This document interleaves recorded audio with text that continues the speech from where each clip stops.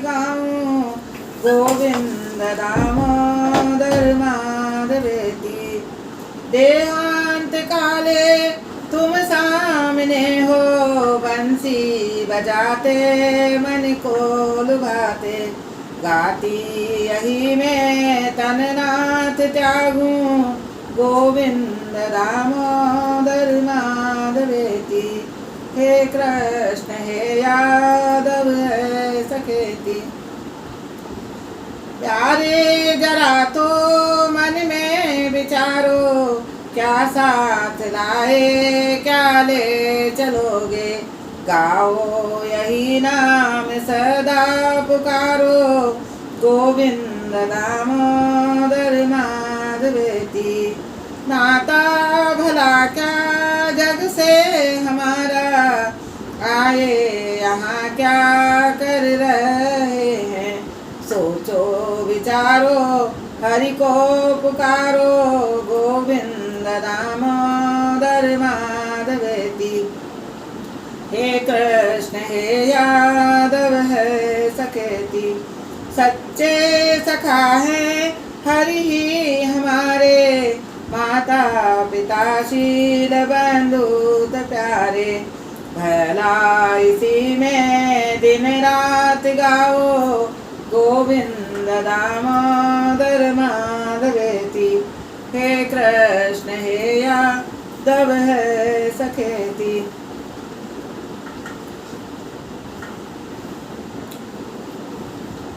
जब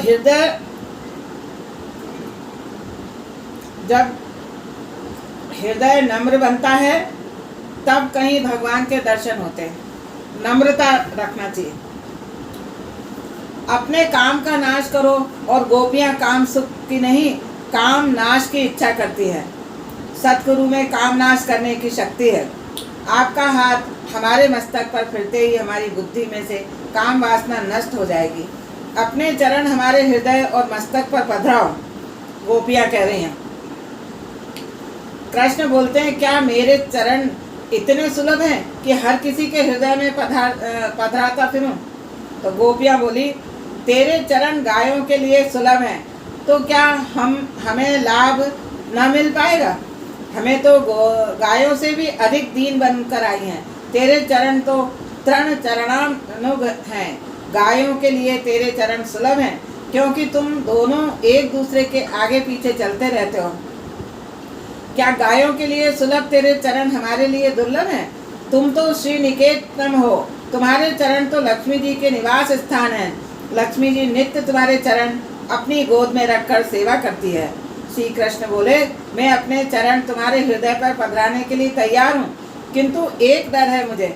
तुम्हारे अभिमान विष से युक्त हृदय पर मैं चरण पधराऊं और उसका असर मेरे चरणों पर भी हो जाए तो। गोपियां बोली, तुम तो हमारी भावना की हंसी उड़ाते हो। फणी फणार्पित विशेले कालिया नाग को मस्तक पर आरूढ़ होकर नर्तन करने वाले तुम ही हो। काली नाग का विष जब तुम कुछ असर नहीं कर पाया, तो हमारे हृदय का विष तुम्हारा क्या कर पाएगा। और हमारे हृदय विशेले होने भी तो तुम्हारे चरण विष को अमृत बना देंगे। तुम्हारे चरण तो सभी प्रमाण करने वालों के पाप को मिटा देने वाले हैं। गोपियां विनती करती है, हे नाथ, अपने अधरामृत का पान कराकर हमें जीवन दान दो। श्री कृष्ण बोले, तुम जी रही हो फिर भी जीवन दान मांग रही हो। तुम्हारे प्रेम में कुछ कपट भाव है। मुझे लगता है तुम्हारा प्रेम सच्चा नहीं है। कृष्ण ने ऐसे वचन सुनकर गोपियां आर्त स्वर से गाने लगी। तब कथामृत तप्त जीवन कवि भिरिंदित कल्मषापहम श्रवण मंगलम श्रीमदातम भुवि क्रणंति ते भुरिदा जनाः। गोपी बोली, क्या कह रहे हो तुम।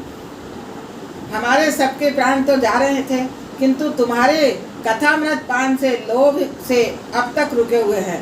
तुम्हारा कथामृत और नामामृत इन्हें रोके हुए हैं। तुमने हमें मिलने का वचन दिया था, उस वचन के पूरे होने की आशा में हम जी रही हैं। वैष्णव तो अंतिम सांस तक परमात्मा से मिलने की आशा में जीवित रहता है। प्रभु बोले, तुम्हारी लीला कथा तो अमृत स्वरूप है, जो श्रवण मात्र से पापों का नाश करती है। तो उसका श्रवण मंगल और आनंददायी है। विरह कुल जीव के लिए रास लीला और जीवन रूप है, जीवन सर्वस्व है। बड़े बड़े महात्माओं ने, भक्त कवियों ने इसका गान और श्रवण किया है। यह कथा सभी पाप और ताप को मिटाती है, सुनने मात्र से परम कल्याण भी करती है। यह अति सुंदर, मधुर और शांतिदायक है। स्वर्ग का अमृत तो पुण्यों को जलाती है, जबकि यह कथा तो पापों को जलाती है। जो व्यक्ति इस लीला कथा का गान करता है, इस जगत में वही सबसे बड़ा दानी है।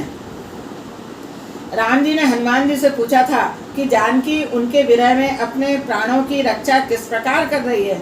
हनुमान जी ने उत्तर दिया था, नाम पाहरु दिवस निसी, ध्यान तुम्हारे कपाट, लोचन निज पद जंत्रित, जाए प्राण के बाट। आपका नाम रात दिन रक्षा कर रहा है, आपका ध्यान द्वार है। नेत्र अपने चरणों ही में स्थिर रखती हैं, फिर प्राण बाहर निकले तो भी कैसे। वैसे तो विरह के कारण प्राण निकल ही जाते, किंतु बाहर निकलने का कोई मार्ग भी तो नहीं है। यदि आपका ध्यान और नाम छूट गया तो प्राण भी निकल जाएंगे, किंतु उनका आपसे इतना प्रेम है कि आपका नाम और ध्यान छूट ही नहीं जा पाएगा। नाम ध्यान गए बिना प्राण जा नहीं सकते। जानकी के मन, वचन और कर्म तीनों आप में ही समाहित हैं, सो उनके प्राण नहीं गए हैं। कृष्ण का कथामृत विरहावस्था में भी प्राण को रोके रहता है।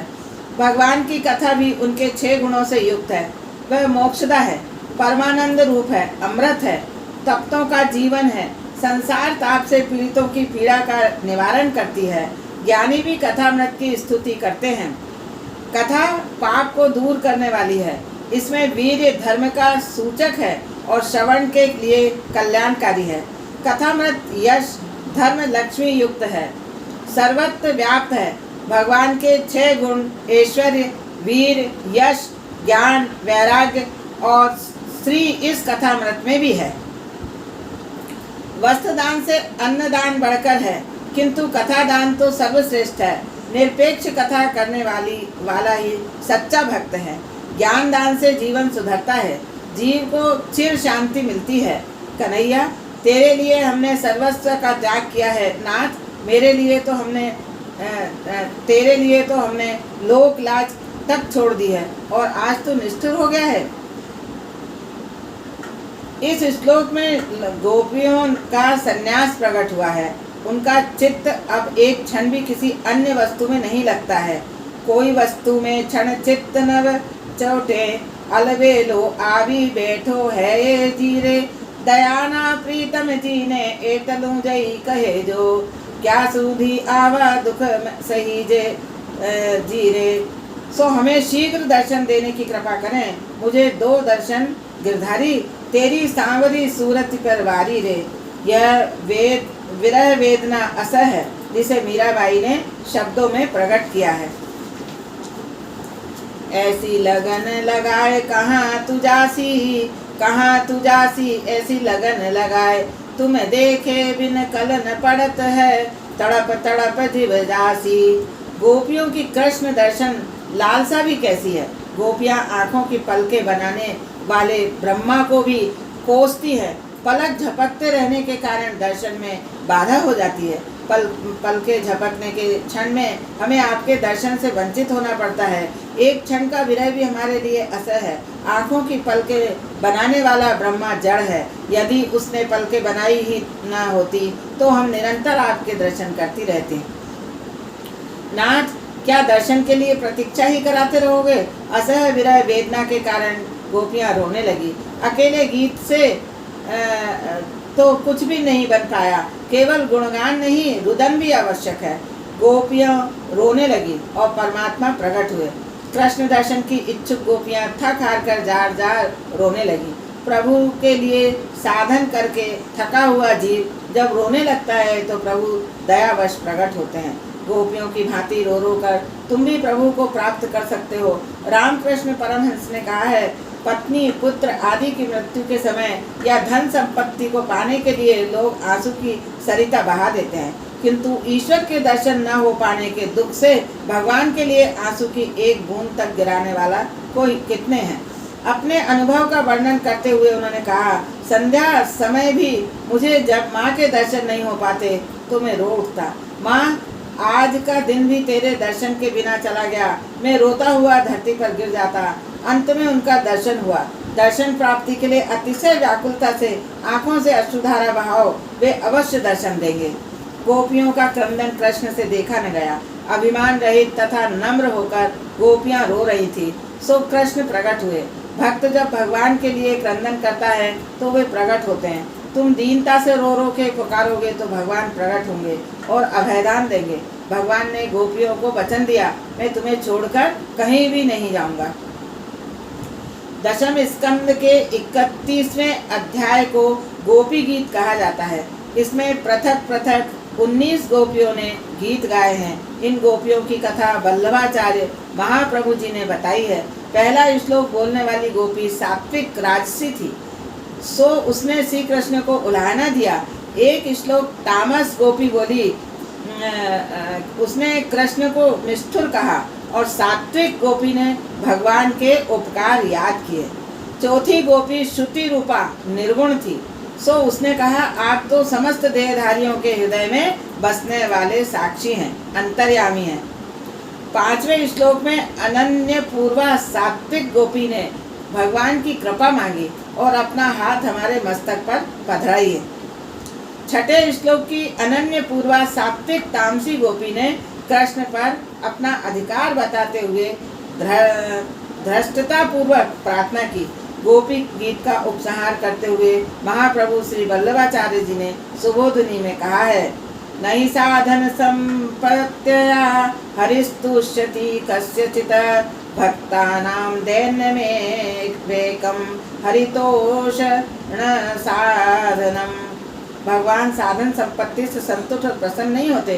भक्तों की दीनता ही एकमात्र साधन है जो उन्हें प्रसन्न कर सकता है। गान और प्रताप निष्फल रहे तो गोपियों में दैन्य भाव जागा और वे रोने लगी। गोपी गीत सुनकर श्री कृष्ण प्रत्यक्ष प्रकट हुए थे, अतएव वैष्णव इस गोपी गीत का पाठ करते हैं। किंतु कुछ संप्रदायों के अनुसार भगवान के प्रत्यक्ष दर्शन होने पर गोपी गीत का गान निषिद्ध है।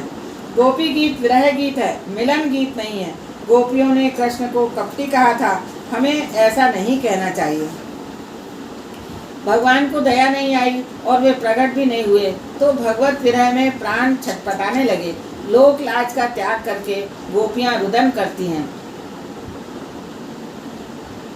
पुकारने लगी कि हे गोविंद, हे दामोदर, हे माधव। परमात्मा पूरा प्रेम चाहते हैं, पागल बने बिना परमात्मा नहीं मिल पाते। कामाग्न काम के पीछे, लोभी धन के पीछे और भक्त भगवान के पीछे पागल बनता है। जब तक जीव संसार के जड़ और पदार्थों के साथ प्रेम करता रहता है तब तक ईश्वर को दया नहीं आती। परमात्मा को प्रसन्न करने का साधन यही है कि जीव विरह व्याकुलता से भगवान के लिए एकांत में आंसू बहाता रहे। कृष्ण प्रकट हुए तो सबको आनंद हुआ। कुछ लोग प्रेम करने वाले से प्रेम करते हैं, कुछ प्रेम न करने वाले के साथ भी प्रेम करते हैं और कुछ ऐसे भी हैं जो किसी से भी प्रेम नहीं करते। प्रेमदाता के साथ प्रेम करने वाला स्वार्थी है। बालक प्रेम न भी करे फिर भी माता पिता उससे प्रेम करते हैं। अब अवधूत कोटि के महात्माओं की वृत्ति सतत ब्रह्माकार रहती है, अतः वे ईश्वर के सिवाय अन्य किसी से भी प्रेम नहीं करते। गोपियों ने कृष्ण से पूछा, आप इन तीनों में से कौन से प्रेमी हैं? कृष्ण बोले, सखी, मैं तो इन सभी से परे हूँ। तुम्हारा प्रेम मैं जानता हूँ। मेरे वियोग में तुम्हें दुख तो हुआ, किंतु विशिष्ट योग का दान करने के लिए ही मैंने वियोग दिया था। संयोगावस्था की अपेक्षा विरहावस्था में प्रेम पात्र के साथ तादात्म्य में अधिक होता है, सो वियोग को एक विशेष प्रकार का योग कहा गया है। इस योग का दान करने के लिए श्री कृष्ण अदृश्य हो गए थे और इस प्रकार गोपियां अधिक निकट आईं। गोपियां ऐसी तल्लीन हुई कि विरह के होने पर भी अंतरंग में संयोग है। इस वियोग में तुम्हारी अपेक्षा मुझे ही अधिक व्यथित होना पड़ा। तुम सब तो एक दूसरे को सांत्वना देती थी। व्याकुल ललिता को विशाखा ने सांत्वना दी तो विशाखा को चंद्रवती ने, किंतु इधर मैं तो अकेला ही रोता रहता था। मुझे सांत्वना देने वाला तो कोई भी नहीं था। सखी, तुम सब मेरी ही हो, किंतु तुम्हें अभिमान हो आया था। उस अभिमान को मिटाकर तुम्हारा मन मुझ में केंद्रित करने हेतु ही तुमको विरह अग्नि में जलाना पड़ा। मेरे प्रति कुभाव न रखो। देवों की आयु लेकर भी तुम्हारी सेवा करूं तो भी मैं तुम्हारे प्रेम का ऋणी नहीं चुका पाऊंगा। अब मैं तुम्हें छोड़कर कहीं भी नहीं जाऊंगा। जीव मात्र गोपी है, वह विशुद्ध होकर नम्रता से प्रभु के पास जाए तो वे अवश्य दर्शन देंगे।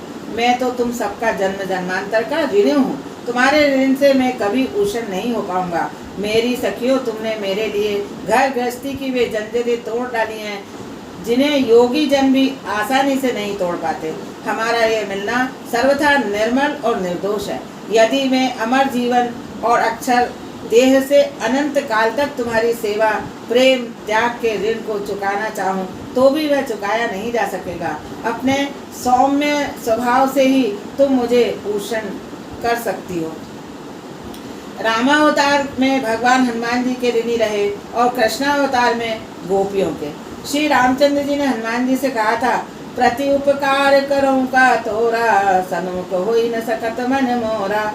भगवान को अपना ऋणी बना लो, उनके पास कुछ भी न मांगोगे तो वे तुम्हारे ऋणी हो जाएंगे। श्री कृष्ण गोपियों के ऋणी हैं, तभी तो वृंदावन छोड़कर नहीं जाते। द्वारका लीला में मर्यादा है, गोकुल लीला में प्रेम है। श्री कृष्ण रस स्वरूप है। यह मिलन पंच भौतिक शरीर का नहीं था, क्योंकि वह तो वियोगनी में जल गया था। यह तो आत्मा का रसात्मा से मिलन था। गोपियां ईश्वर से मिलने के लिए छटपटाती थी। वियोग में प्राण छटपटाते हैं, तब जीव ईश्वर से मिल जाता है। परमात्मा से वियोग ही सबसे बड़ा रोग है। श्री कृष्ण का विरह ही कठिनतम दुख है। प्रभु के विरह में संसार के खिलवाड़ करने जैसा महापाप और क्या होगा। विष्टा का कीड़ा विष्टा में ही आनंद का अनुभव करता है। जीव की भी यही दशा है, उसे विषय भोग में ही सुख दिखाई देता रहता है। जीव भोगी है सो दुखी होता रहता है। जीव जब तक मिलन के लिए व्याकुल नहीं होता तब तक ईश्वर मिल नहीं पाते। रासलीला में अद्वैत है। योग का अर्थ है जीव और ईश्वर का संयोग। रासलीला महायोग है। वियोगाग्नि में गोपियों के पंच भौतिक शरीर जल गए। वे रस स्वरूप प्रभु का चिंतन करती थी। ऐसा होने पर ही प्रभु मिलन हो पाता है।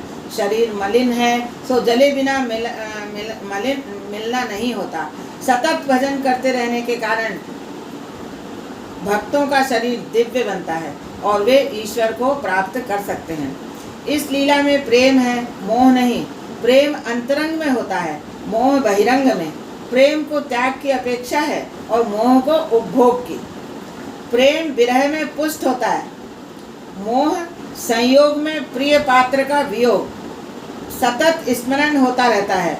वियोग तो विशिष्ट प्रकार का योग है। श्री कृष्ण ने इसी विशिष्ट योग का दान गोपियों को दिया। फिर से सुन ले प्रज्ञा। इस लीला में प्रेम है, मोह नहीं। प्रेम अतरंग में अंतरंग में होता है और मोह बहिरंग में। प्रेम को त्याग की अपेक्षा है और मोह को उपभोग की। प्रेम विरह में पुष्ट होता है और मोह संयोग में। प्रिय पात्र का वियोग में सतत स्मरण होता रहता है। वियोग तो विशिष्ट प्रकार का योग है और श्री कृष्ण ने इसी विशिष्ट योग का दान गोपियों को दिया। रासलीला में लौकिक कामाचार नहीं था। सभी को उम्र 11 वर्ष से कम थी। ऐसे छोटे बालकों के मन में काम वासना कैसे हो सकती है। भागवत के कथाकार श्री सुखदेव जी ब्रह्मनिष्ठ महापरमहंस मुनि हैं, जो लौकिक काम की बात कर ही नहीं सकते। भागवत का श्रोता था परीक्षित, जो मृत्यु के द्वार पर बैठकर कथा श्रवण कर रहा था। उसके लिए भी कामाचार की बातें सुनने का कोई विशेष प्रयोजन नहीं हो सकता। आसन्न मृत्यु व्यक्ति कामाचार की बातें क्यों सुने। रासलीला में श्री कृष्ण और गोपियों का दैहिक मिलन नहीं था। गोपियों का पंच भौतिक शरीर तो उनके अपने अपने घर में था। यहाँ तो सूक्ष्म देह से उनका मिलन था, आत्म मिलन था।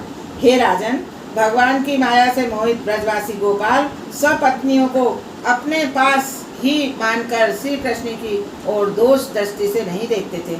उन्हें भी आज श्री कृष्ण के प्रति द्वेष उत्पन्न हुआ।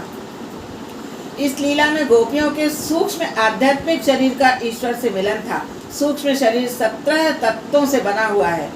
5 प्राण, 5 ज्ञानेंद्रियां और 5 कर्मेंद्रियां तथा मन और बुद्धि, ये मिलकर 17 तत्व हुए। जब मन मरता है तब सूक्ष्म शरीर भी मरता है और भक्ति रस मिलता है। सुखदेव जी ने स्पष्ट कहा है कि भौतिक देह के विलय के पश्चात ही गोपियों को रासलीला का लाभ मिला था। यह तो परमात्मा के साथ जीव का मन से मिलन था। गोपियों के लिए प्रयुक्त विशेषण देखिए, यहाँ मन शब्द का प्रयोग है, शरीर शब्द का नहीं। श्री कृष्ण ने जिनका मन हर लिया वे हैं गोपियाँ। इस लीला का चिंतन करने से काम विकार नष्ट होता है। भागवत के 10वें स्कंद के 33वें अध्याय का 40वां श्लोक देखिए। भक्तिम परा भगवती प्रतिलभ्य कामम हृदय रोग मास्वपैनोत्य चिरेण धीर। ब्रजवासी नारियों की भगवान के साथ ही की क्रीड़ा का जो धीर मनुष्य श्रद्धा पूर्वक श्रवण और वर्णन करता है, वह भगवान की परम भक्ति पाकर कामदेव रूपी हृदय रोग से मुक्त हो जाता है। आरंभ में गोपियों ने कहा है कि हम सभी विषयों का त्याग करके आई हैं, यहाँ तक कि अपने स्त्रीत्व का भी त्याग किया है। अंत में उन्होंने कहा, हमारे हृदय में यदि कुछ मालिन्य हो, काम हो तो उसे मिटा देना। गोपियों के काम संबंधी वचन कुछ लोगों को अखरते हैं, किंतु आरंभ और अंत के वचन भी ध्यान में रखिए। रासलीला का श्रद्धा पूर्वक श्रवण और वर्णन करने से भगवान के चरणों में पराभक्ति प्राप्त होती है और शीघ्र ही वह हृदय रोग काम विकारता से मुक्त दिलाती है। उनका काम भाव हमेशा के लिए नष्ट हो जाता है। रासलीला के पहले अध्याय में परमात्मा का आत्मा के साथ रमण है। जिस प्रकार प्रभु का सर्वांगों के साथ रमण है, भागवतकार जानते थे कि लोग कई शंकाएं करेंगे। यह उन्होंने स्पष्ट भी किया है। राजा परीक्षित ने भी कुछ प्रश्न किए थे। परीक्षित ने सुखदेव जी से पूछा, गोपियां तो श्री कृष्ण को अपना परम प्रियतम मानती हैं, उनमें ब्रह्म भाव नहीं था, अर्थात वे प्राकृत गुणों में आसक्त थीं, फिर गुणों के प्रभाव रूप इस संसार से उनकी निवृत्ति कैसे हो पाई? सुखदेव जी, ईश्वर का चिंतन करते करते जीव स्वयं ईश्वर का बन जाता है। शिशुपाल द्वेष भाव से प्रभु का चिंतन करता हुआ प्राकृत शरीर का त्याग करके उनका पार्षद बन गया था, तो गोपियों का कृष्णमय बन जाना कोई आश्चर्य की बात नहीं है। राजन, रास में श्री कृष्ण का रमण गोपियों के शरीरों के साथ नहीं था। पंच भौतिक शरीर तो उनके अपने घर में थे। यहाँ तो परमात्मा के साथ गोपियों के आदि दैविक आध्यात्मिक स्वरूप का मिलन है। शरीर चाहे जहाँ रहे, मिलन तो मन का होता है। शरीर जहाँ भी हो, गति मन की भावना की है। 33वें अध्याय में राजा परीक्षित ने एक और प्रश्न पूछा, पूर्ण काम होते हुए भी श्री कृष्ण ने ऐसा निंदनीय कृत्य क्यों किया? सुखदेव जी बोले, तेरे मन में ऐसी अमंगल बात आई कैसे? यह कोई स्त्री पुरुष का मिलन नहीं था, यह तो जीव और ईश्वर का मिलन है। यह रासलीला 6 मास तक चली थी। क्या 6 मास तक ब्रजनारियां अपने घर से बाहर रह सकती थी? इसी बात से सिद्ध होता है यह तो जीव का प्रभु से मिलन था। परमात्मा की लीला अगम्य है। ब्रह्म का ब्रह्म से के साथ विलास ही रास है। ब्रह्म का ब्रह्म के साथ विलास ही रास है। कृष्ण तो गोपियों में ही नहीं, गोपियों के पति में और सभी देहधारियों में आत्मा रूप में विराजते हैं। वे तो ईश्वर हैं, सभी के साक्षी और परम पति हैं। भगवान श्री कृष्ण आत्मा हैं, राधा जी आत्माकार वृत्ति हैं और गोपियाँ आत्मभिमुख वृत्तियाँ हैं। छोटा बालक निर्विकार भाव से दर्पण में दिखाई देते अपने प्रतिबिंब से खेलता है। इसी प्रकार इस लीला में आत्मा के साथ रमण है। इस रासलीला का चिंतन मनन करने से बुद्धि स्थिर होती है। बुद्धि तो चंचल है, 5 विषय उस पर अधिकार जमाना चाहते हैं, किंतु बुद्धि तो एक ईश्वर को ही अर्पण करना चाहिए। जीव का सच्चा पति ईश्वर ही है। गीता में अर्जुन से श्री कृष्ण ने कहा, अपनी बुद्धि तू मुझे दे दे। काम अदृश्य है, वह सबको मारता रहता है। इस अदृश्य काम को मारना है। क्रोध और लोभ आदि चले जाते हैं, किंतु अनर्थों के मूल काम का जाना बड़ा कठिन है। जिसका काम मरता है उसका संसार भी मर जाता है, वह मुक्त हो जाता है। अगर काम को जीतना है तो केवल दूध और चावल का ही भोजन करो। रात्रि के समय गोपाल जी की पूजा और रासलीला का पठन करो। रात्रि के दूसरे पहर का समय अधिक सताता है, सो उस समय 12 बजे श्री कृष्ण का स्मरण और पूजा करोगे तो काम नष्ट होगा। किसी भक्त ने पूछा, श्री कृष्ण ने रात को 12 बजे ही क्यों जन्म लिया था?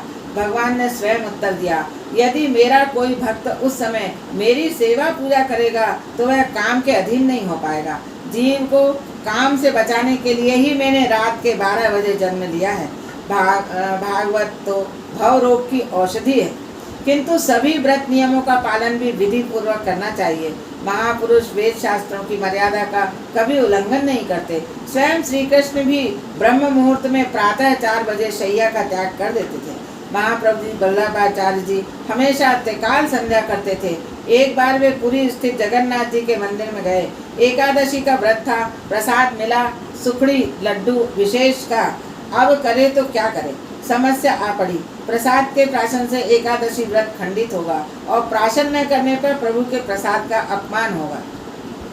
उन्होंने सारी रात प्रसाद को हथेली पर ही रखा और प्रभु का गुणानुवाद करते रहे। द्वादशी का प्रभात होने पर प्रसाद ग्रहण किया। महाप्रभु जी वल्लभाचार्य कहते हैं, विषय सुख में फंसे हुए विलासी के लिए यह पुष्टि मार्ग निषिद्ध है। श्री कृष्ण कैसे संयमी थे, उनका किंचित विस्तार से वर्णन किया है। वे गोकुल में जूते मिले हुए कपड़े, अस्त्र शस्त्रों का उपयोग नहीं करते थे और मुंडन भी नहीं कराते थे। प्रभु की गोकुल वृंदावन लीला शुद्ध प्रेम की लीला है। वृंदावन में केवल बांसुरी बजाते हैं और बंसी शुद्ध प्रेम की प्रतीक है। कुछ महात्मा केवल रास लीला तक की ही भागवत कथा सुनना चाहते हैं, क्योंकि इससे आगे तो मथुरा की राजलीला है, जिसमें युद्ध वध विवाह आदि की बातें हैं। मथुरा और द्वारका में श्री कृष्ण मधुर बांसुरी नहीं बजाते, शंख फूंकते हैं। प्रभु के साथ तादात्म्य से वेदों के भोग परक मंत्रों का तात्पर्य भी त्याग परक है। वेदांत अनुभव का विषय है, केवल वाणी विलास का नहीं। वेदांत के सिद्धांतों का अनुभव सरल नहीं है, जबकि गोपियों ने भक्ति का सरल मार्ग बताया है। लोगों को प्रेम लक्षणा भक्ति का मार्ग दिखाने के लिए ही कृष्णावतार है। प्रतिदिन रात्रि को रासलीला का चिंतन करो। बड़े बड़े महात्मा भी काम नाश के हेतु रात्रि को स्नान करके इस रास पंचाध्यायी का पाठ करते हैं। यह लीला चिंतनीय है, अनुकरणीय है। इस लीला द्वारा ही भगवान ने काम का पराभव किया है। काम सबसे बड़ा हृदय रोग है। काम क्रोध को जन्म देता है। काम का विनाश होने पर कृष्ण निकट जाएंगे। रात्रि को सोने से पहले स्नान करो। गृहस्थ की शैया शुद्ध नहीं होती है। पवित्र कमली पर शयन करके रासलीला का पाठ किया जाए तो काम मरता है। जो वक्ता श्रोता इस लीला का वर्णन करेगा उसके काम का नाश होगा। रासलीला के बाद विद्याधर सुदर्शन की कथा आती है। ऐसा क्यों है? अपने सौंदर्य का अभिमान कभी न करो। सत्कर्म में दीनता लाने के लिए है। प्रभु को दीनता प्यारी है। उद्धत व्यक्ति प्रभु को पसंद नहीं है। किसी भी जीव को क्षुद्र मानने वाले व्यक्ति की भक्ति कभी फलवती नहीं होती। जहाँ जहाँ दृष्टि जावे वहाँ ईश्वर का दर्शन करना ही दीनता है। दीनता प्रभु को प्रसन्न करने का साधन है। रावण की तपस्या भी कुछ कम न थी, किंतु उसमें भोग लालसा थी, दीनता नहीं थी। अपने को निर्भिमानी बतलाने वाला भी सूक्ष्म रीति से अभिमान ही है। जो अपने आप को कहता है मैं निर्भिमानी, वो भी सूक्ष्म अभिमानी है। वे 34वें अध्याय में सुदर्शन विद्याधर की कथा है। शिवरात्रि का पर्व था। नंद बाबा अंबिका वन की यात्रा पर गए हुए थे। ब्राह्मणों को पुष्कल दान दिया गया। रात्रि के समय सबने सरस्वती के किनारे मुकाम किया। वहाँ रहने वाला एक अजगर नंद बाबा को निगलने लगा। श्री कृष्ण के चरण स्पर्श से वह मर गया और उसमें से एक देव पुरुष प्रकट हुआ। भगवान ने भोले बनकर उससे पूछा, कौन हो तुम? उस देव पुरुष ने कहा, मैं पिछले जन्म में सुदर्शन नाम का विद्याधर था। मुझे अपनी सुंदरता का अभिमान था। कुरूपों को देखकर मुझे हंसी आती थी। मैंने एक बार काले कुबड़े ऋषि अंगिरा को देखा तो मैं अपनी हंसी रोक न सका। ऋषि क्रोध में भड़के उठे, वे उद्धत, मेरा शरीर भले ही काला और कुबड़ा है, किंतु मेरा हृदय तो उज्जवल है। तेरी बात तो ठीक उल्टी है। मैंने सत्संग से अपनी कृति सुधार ली है। तेरा तन तो उजला है, किंतु मन काला कलुटा है। मैं तुझे शाप देता हूँ कि तू अजगर बनेगा। शरीर में कैसी सुंदरता है। यह रुधिर मांस हाड़ चाम से बना हुआ है। यदि रास्ते में हड्डी पड़ी हो तो लोग कतरा कर निकल जाएंगे। सो शरीर को सुंदर मत मानो। किसी की आकृति और त्वचा का रंग मत देखो। त्वचा का चिंतन करना पाप है। महात्मा रंग रूप और आकृति नहीं, कृति देखते हैं। आकार तो मन में विकार उत्पन्न करता है। संसार के शरीर के सौंदर्य का चिंतन करने से मन चंचल हो जाता है। परमात्मा के सौंदर्य का विचार करने से मन शांत होता है। शरीर और संसार को सुंदर माना नहीं कि पाप शुरू हो जाता है। ईश्वर के सौंदर्य की कल्पना से भक्ति शुरू होती है। ज्ञानी की दृष्टि में सौंदर्य किसी की देह या संसार में नहीं है, सौंदर्य तो अंदर है। सत्कर्म करने के बाद नंद बाबा सो गए, तो अजगर उन्हें निगलने आया। इसका अर्थ यह है कि सत्कर्म करने के बाद जागृत रहना चाहिए। सत्कर्म कर लेने के बाद लोग आत्म प्रशंसा, प्रमाद, निष्क्रियता में डूब जाते हैं। सो अभिमान रूपी अजगर उन्हें निगलने आ जाता है। रात्रि के समय जागने का अर्थ है स्वयं कुछ भी नहीं किया ऐसा मानना और अनुभव करना। सत्कर्म हो जाए तो मान लो कि प्रभु की कृपा के कारण ही सब कुछ हो सका है। प्रभु ने मुझे निमित्त बनाकर यह सत्कर्म किया है। आगे शंखचूर्ण के वध का कथा है। गोपियाँ रात्रि के समय श्री कृष्ण के साथ रासलीला करती थीं और दिन के समय श्री कृष्ण लीला में लीन रहती थी। युगल गीत और वेणु गीत के भाव समान हैं। मनुष्य जब निठल्ला बेकार बैठा होता है तब उसके मन में पाप आता है। रात को जप करो, निवृत्ति के समय मन को काम सुख, द्रव्य आदि की ओर न जाने देना। यह मन तो चंचल वानर जैसा है, अकेला और निठल्ला हुआ नहीं कि कूदा कूद करने लगता है। उसे हमेशा सत्कर्म शुभ चिंतन में लगाए रखो। कुछ काम न होगा तो वह बुरे विचारों में उलझ जाएगा। सो हमेशा भगवान का स्मरण और सत्कार्य करते रहो। आँख, नाक, कान, जीव, मन सभी को भक्ति में लगाए रहो। गोपियाँ सारा दिन घर का कामकाज करती थी और रात को इकट्ठी होकर कृष्ण लीला का चिंतन करती थी, कीर्तन करती थी। ध्यान अकेले किया जाए, किंतु कीर्तन तो सारे घर के लोग मिलकर करें। लोग घर को तो स्वच्छ रखते हैं, किंतु मन की स्वच्छता की ओर ध्यान ही नहीं देते। रात को सोने से पहले घर के सभी छोटे बड़े एक साथ बैठकर भजन कीर्तन करें तो बड़ा अच्छा है, घर पवित्र हो जाएगा। कथा कीर्तन भक्ति है। कीर्तन के 3 प्रकार हैं, नाम संकीर्तन, गुण संकीर्तन और लीला संकीर्तन। घर में हर दिन संकीर्तन होना चाहिए। अरे सखी, मेरा कन्हैया भी कई तरह से बांसुरी बजाता है। जब वह दाहिने गाल की ओर रखकर बांसुरी बजाता है तब गोपियाँ तन्मय हो जाती हैं। नीचे की ओर दृष्टि करके बजाता है तब पाताल की नाग कन्याएं डोल उठती हैं। और दिवस में कृष्ण लीला का वर्णन और कीर्तन करके गोपियाँ ब्रह्म संबंध बनाए रखती हैं। ब्रह्म संबंध को सतत बनाए रखने के लिए सतत प्रयत्न किया जाए। एक क्षण भी जड़ वस्तु की ओर ध्यान नहीं जाना चाहिए। अब अक्रूर आगमन का प्रसंग आता है। एक बार नारद जी ने कंस के पास जाकर कहा, तू बड़ा भोला है, इस वसुदेव ने तुझे उल्लू बनाया है। यह अपने 8वें पुत्र को नंद जी के पास छोड़ाया और नंद जी की पुत्री को यहाँ ले आया। श्री कृष्ण देवकी का पुत्र है और बलराम रोहिणी का। उन दोनों ने तेरे कई सेवकों को मार डाला है। कंस ने यह सब सुना तो वह आग बबूला हो गया और वसुदेव को मारने के लिए तैयार हो गया। जो वैर भाव बढ़ाता है वह वैष्णव नहीं है। नारद जी सुलगाना भी जानते हैं और बुझाना भी। नारद जी कंस को समझाने लगे, वसुदेव को मारने से क्या लाभ होगा? तेरा काल तो श्री कृष्ण है। यदि तू वासुदेव को मारने जाएगा तो कृष्ण समाचार पाते ही भाग निकलेगा। सो तू कृष्ण को ही मारने की सोच। कंस सोचने लगा, अब कृष्ण को किस उपाय से मौत के घाट उतारा जाए। ब्राह्मणों ने राजा से कहा, तुम धनुष यज्ञ करो। इस यज्ञ से यजमान की आयु बढ़ती है और शत्रु मर जाते हैं, किंतु यज्ञ के प्रथम 5 दिनों में विघ्न आवे तो यजमान मरता है उसी समय कंस ने कुछ मल्ल आए। उन्होंने कहा, अरे वह छोकरा क्या करेगा, हम तो तुम्हारे काल के भी काल हैं। यज्ञ के बहाने कंस ने नंद को पुत्र सहित आमंत्रण भेजने की बात सोची और मल्लों से कहा, वे इधर आवे तो काम तमाम कर देना, वे मेरे शत्रु हैं। विनाश काले विपरीत बुद्धि, काल के समीप आने पर पुण्यशाली पुण्य कार्यों में जुट जाता है और पापी क्रोधी हो जाता है। रामकृष्ण को बुलाने के लिए किसे भेजूं? हाँ, अक्रूर को ही भेजूं। अक्रूर विश्वासघात नहीं कर सकता। जो क्रूर है वह तो श्री कृष्ण को कैसे ला सकेगा?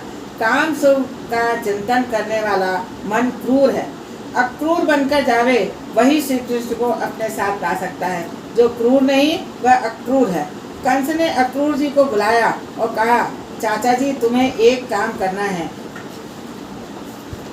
नारद जी कहते हैं कि श्री कृष्ण देवकी का 8वां पुत्र है जो मुझे मारने वाला है। मैं अपने इस काल को मारना चाहता हूँ। तुम नंद बाबा को धनुष यज्ञ में पधराने का निमंत्रण दो और कृष्ण और बलराम को अपने साथ लेते आओ।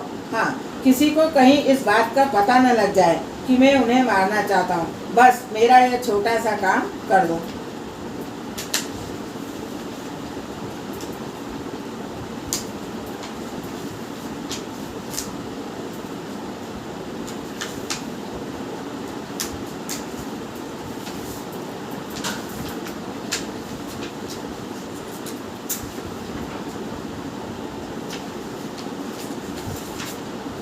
कंस साक्षात मृत्यु को आमंत्रण भेज रहा है। मनुष्य के बुलाने पर मृत्यु अवश्य आती है। कंस मरने के लिए अधीर हो गया, सो काल को बुला रहा है। अधिक जीने या जल्दी मरने की इच्छा न करो। कब मरूंगा ऐसा कभी नहीं सोचो। जीवन कैसा रहेगा यही सोचो। अक्रूर जी, तेरी आज्ञा है तो मैं कल गोकुल चला जाऊंगा। कंस की मृत्यु निकट आ रही थी, सो उसने श्री कृष्ण को आमंत्रण भेजा। राजसभा से निवृत्त होकर अक्रूर घर लौटे। सारी रात नींद नहीं आई। कृष्ण का दर्शन करने के लिए वे अधीर हो गए। प्रातःकाल अक्रूर जी शीघ्रता से संध्यादि कर्मों से निवृत्त हो गए और कंस का सुवर्ण रथ आया तो अक्रूर जी सवार होकर गोकुल की दिशा में चल पड़े। रास्ते में वे श्री कृष्ण का ही विचार करते जा रहे हैं। मेरा भाग्य उदित हुआ, आज भगवान के दर्शन होने जा रहे हैं। मैं अधम पापी अपात्र आपकी शरण में आ रहा हूँ, मुझे अपना कर मेरा जन्म सफल करो। अक्रूर जी परमात्मा का स्मरण करते हुए जा रहे हैं। मुझसे कामी को भगवान के दर्शन कैसे हो सकते हैं? किंतु कृष्ण ने मुझे अपनाया है, इसीलिए तो कंस ने मुझे भेजा है। लगता है कि सांझ के समय गौशाला में कृष्ण का दर्शन होगा। वे गोपालों के साथ होंगे। पहले मैं बलराम को वंदन करूंगा। कृष्ण से कहूंगा, हजारों वर्षों से बिछड़ा हुआ यह जीव अब आपसे मिल पाया है। हे नाथ, इस जीव को अपना लो। एक बार इस अधम जीव पर कृपा करो। एक बार कह दो कि तू मेरा है। मेरे भगवान की दृष्टि तो प्रेममयी है। उनकी स्नेह भरी नज़र मुझे पवित्र कर देगी। जब मैं वंदन करूंगा तो वे मुझे कृपा दृष्टि देखेंगे। मेरी ओर देखकर मेरे मस्तक पर अपना वरद हस्त पधराएंगे। अक्रूर जी कल्पना में ऐसे लवलीन हुए कि मन से गोकुल पहुंच गए और मान लिया कि श्री कृष्ण उनके मस्तक पर हाथ फेर रहे हैं। ऐसा सोचकर स्वयं अपना हाथ अपने सिर पर रख दिया। प्रभु स्मरण में ऐसी एकाग्रता होगी तभी प्रभु प्रसन्न होंगे। पवित्र विचार करते रहने से ही जीवन सफल होता है। पवित्र विचार ही जीवन को सुधार सकते हैं। अपने मन की नहीं, ईश्वर के मन की होती है। पवित्र विचार करने से, प्रभु से प्रेम करने से हृदय पवित्र बनता है। आत्मा में जो शक्ति है वह शक्ति परमात्मा की है। आत्मा और परमात्मा का एक ही है। पवित्र विचारों से हृदय पवित्र और शुद्ध बनता है। इसलिए तो कहा गया है, तन्मे मनः शिव संकल्पमस्तु। मेरा मन हमेशा शुभ संकल्प करे, किसी का भी बुरा न चाहो, सभी का ही भला चाहो। भगवान ने अक्रूर को सभी शुभ संकल्प पूर्ण किए थे। भगवान शुभ विचारों और संकल्पों को पूर्ण करते हैं। वेदांत संकल्प का निषेध करता है। संकल्प रहित बन पाना बड़ा कठिन है। इसीलिए तो वैष्णवाचार्य भगवान के लिए संकल्प करने की बात कहते हैं। अक्रूर सोचते हैं कि कन्हैया उन्हें नाम लेकर पुकारेगा वैसे तो मैं पापी हूँ, अधम हूँ, किंतु वयोवृद्ध हूँ, वसुदेव का चचेरा भाई भी हूँ और मित्र भी। सो कन्हैया मुझे शायद काका कह के पुकारेगा। यदि वह मुझे काका कह कर बैठेगा तो कहेगा तभी मैं बैठूंगा। काका कहकर बैठने को कहेगा तभी मैं बैठूंगा। वह मुझे काका कहेगा तो मेरा जन्म सफल हो जाएगा। भगवान जिसका आदर नहीं करे उसका जीवन वृथा है। जीव मात्र मान का भूखा है। जगत की बातों पर ध्यान न दो।